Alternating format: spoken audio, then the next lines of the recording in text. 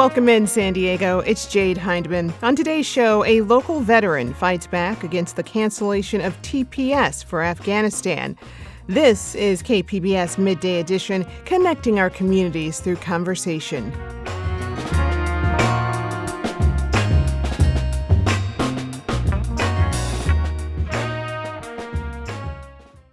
The Department of Homeland Security recently announced it will terminate Temporary Protected Status, or TPS, for Afghanistan effective July 12th. This putting thousands of evacuated Afghans at risk of being deported back to their homeland, which is still under Taliban rule. One of the leading organizations that helped during the withdrawal from Afghanistan has ties to San Diego. The organization is called Afghan Evac, and joining us today is their founder and president, Sean Van Diver.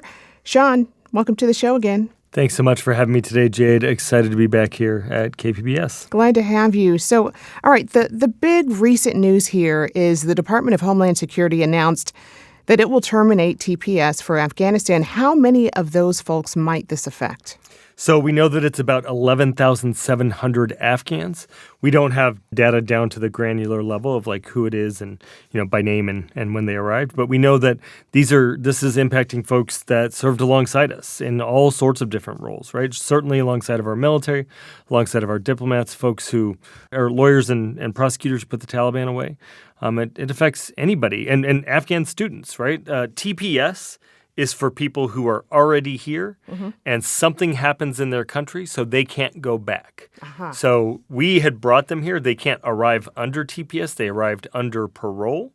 And then later on, when parole expired, they applied for TPS. Yeah. If your visa was about to expire and you're about to have to go back as a student, you might apply for TPS to say, hey, I'm a woman and I was learning rocketry in the United States of America.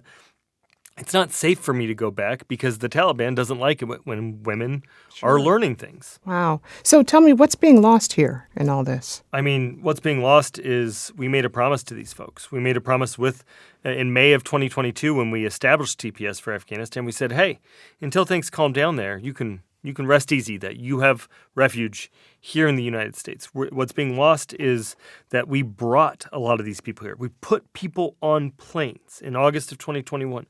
We flew them to our country, and we said, hey, our immigration system sucks. It's going to take a while to get this worked out, but until then, you're safe here. And now President Trump came in and said, get out of here unless you're a white guy from South Africa. That part. So what are you hearing from people personally affected by this news? We're hearing a lot of confusion, right? Does it apply to me? What if this? What if that? And I hope that if you're listening to this broadcast today and you're wondering if it impacts you, you should know that if you have, for example, an asylum case if you're waiting adjudication of asylum, it does not apply to you. The best advice that I can give to anybody is that if you're worried, talk to an immigration attorney. You can look them up at afghanevac.org/resources. AILA, the American Immigration Lawyers Association, is the best resource for getting tailored help to your case. And immigration law is so, it's very complex. And we don't have an administration where you can take chances with your future. Mm-hmm. I mean, can you provide some context, right, of how we got to this point? The U.S. withdrawal from Afghanistan that happened between 2020, 2021. What have Afghan refugees been going through since then? So there's a few different tranches. There's a few different eras. Some eras in this withdrawal are August 2021, the Taliban storming through. The U.S. government looks around and goes, what do we do? And they start putting people on planes to bring them here. That actually had started. They had started evacuating special migrant visa holders in about July. But August is when they really ramped up. And it was chaotic, right? The airports were sort of stormed. They got a bunch of people in the gates and they put them on planes. Some of those folks had SIV approval. Some of them did not. So there's been a lot of getting that situated. Between September 1st and around December, there was no U.S. government effort to get people out. We were working with the United States government to stand that up. And what we demanded was a multi-year, end-to-end comprehensive plan to meet the moment for our wartime allies. And I got to give credit where it's due. President Biden met the moment. They established what we call enduring welcome, which is the first time our country has ever kept our promise to our wartime allies.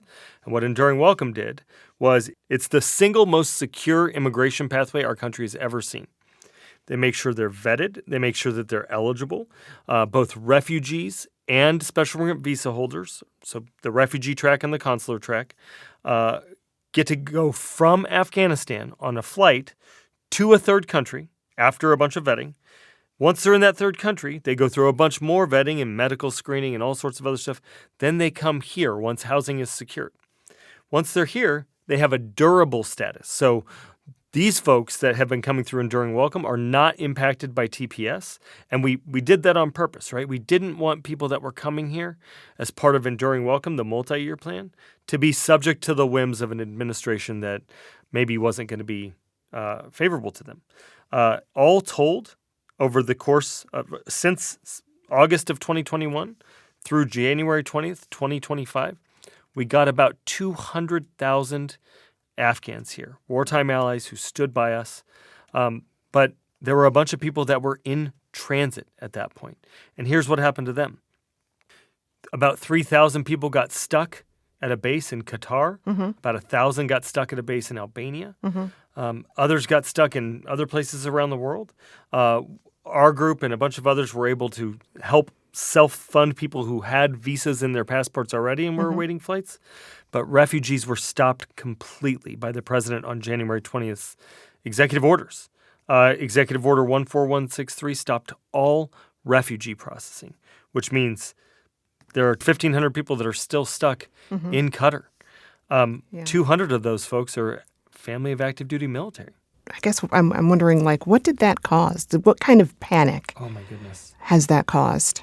People are so scared, right? We had told them, and there's a bunch of these people. There's 211,000 people in the pipeline in Afghanistan and 50,000 people in the pipeline outside of Afghanistan. And every single one of them is scared. They don't know what to expect. About 10 to 15,000 of these folks are family reunification cases. So these are families that we ripped apart. Yeah. And they can't get to their loved ones, which means they can't continue their lives. To a person, all of these people were told, the United States government has your back. We're going to get you out of Afghanistan. We're going to get you to the United States. You can bank on it. And January 20th, President Trump wiped it all away. And it's actually worse than that. They paused it. And now people are just waiting. And we're communicating with them, but the United States government isn't. And in fact, just last Friday, the State Department sent out an erroneous message to 76 cases saying, hey, we think we're going to be moving your case forward. And then hours later, they had to tell them, oh my God, that was a testing error. We're so sorry. So now those people thought that there was a change in policy. Now chances are they believe there's a change in policy coming when it was a simple mistake, but a mistake of people that are grasping at anything that might give them hope. And it's quite unconscionable. Yeah. What do you think about this happening against the backdrop of the Trump administration welcoming 60 or so white South Africans to the country under refugee status? You know, it's really unfortunate. We've seen court cases where the judges have said you have to start processing refugees again, and the Trump administration has said, oh, we can't. It's too complex. We fired everybody. We canceled all the contracts. We can't do it. It's too hard. And yet they were able to figure out how to process these folks in record time. Folks who, listeners should look up the history of South Africa on their own, but I think it's a stretch to say that these folks are fleeing persecution to the tune of or equal to that of our Afghan allies or others. And the important thing about TPS, one of the most important things about TPS and refugee status is TPS is given to countries that have, bad conditions. You can't go back. Well, by ending TPS, Secretary Noem, Secretary Rubio, the president, are saying that everything's fine in Afghanistan, that they could go back. So I'm here to issue a challenge to Secretary Noem, if she hears this. I've already lined up the logistics. I've already lined up the flight. I've already lined up lodging.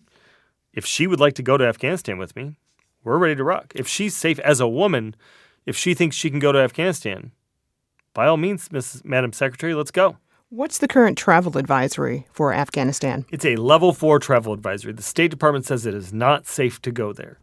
So obviously, I've lined up the logistics here. We can do it. It's not safe. It would be very stupid of us to go to Afghanistan. And I don't know why we would put our wartime allies in danger who face certain death if they go back, if we're not willing to do it. Given all that, what do you think about the timing of this termination of TPS? You know, it sometimes seems like the Trump administration is doing things just to cause chaos and cruelty and harm.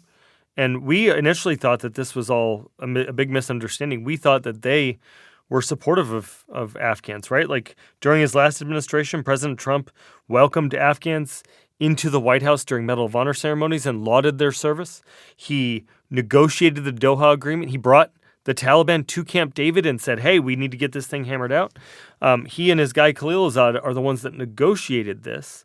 And then he had a lot to say about Joe Biden's failures during the administration, during the withdrawal. They brought it up every single day of the RNC. They brought it up at every single debate. They marched out the families of our final 13 fallen, the folks that died at Abbey Gate. They marched them out on the stage at the RNC. So I thought that surely President Trump would protect this bipartisan, beloved effort to help allies who have stood beside us. And what I thought was an unintended consequence, it seems like, is a deliberate strategy to throw our wartime allies under the bus and cause real irreparable harm to our veterans community. Gosh, and from what you alluded to before, going back to that home country, going back to Afghanistan could be a matter of life and death for a lot of people and families, correct? It sure can. I mean, we know that people have been hunted down. We know that people have been killed. We know that it is not safe. In fact, Chairman Brian Mast of the House Foreign Affairs Committee, last January, he pulled together a roundtable on Taliban reprisals. And he himself gave a bunch of different examples. On Friday, I posted a clip of that video where he gave specific examples of Afghans that had been killed, hunted down and harmed or killed. And I hope that this week we'll see him ask about that during the budget hearings. So what's next? What's next for your involvement in this battle, and what do you expect to see? Sure. So we're going to keep fighting. We're going to keep pushing. We're going to keep elevating the voices of our wartime allies. We're going to keep pressuring members of Congress, local government, anybody who has a stake in this, and we're going to keep raising the voices of veterans. If your listeners want to engage, they can go to our website, afghanevac.org/engage, ENGAGE, and they can sign up to get our regular updates. It is so important for our national security and for our national honor that we continue this effort. We cannot let these folks die in silence. I've been speaking with Sean Van Diver, founder and president of Afghan Evac. Sean, as always, thanks for being here. Thank you so much, Jade. Always a pleasure.